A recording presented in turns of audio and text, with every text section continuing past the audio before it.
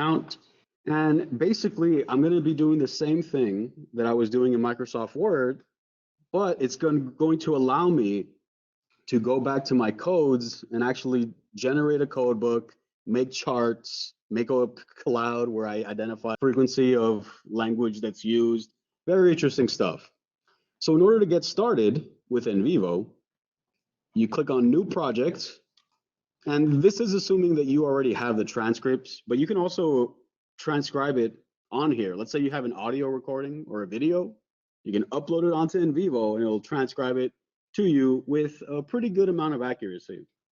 So this one, I'm going to label it as, let's see, eco-friendly living, right? Because that was the transcript that we used earlier.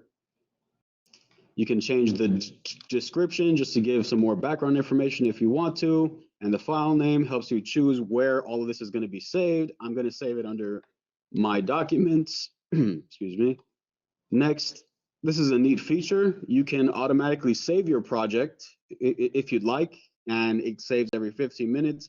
I like to click yes, just because I don't trust myself in saving everything. So this takes the hassle out of doing that.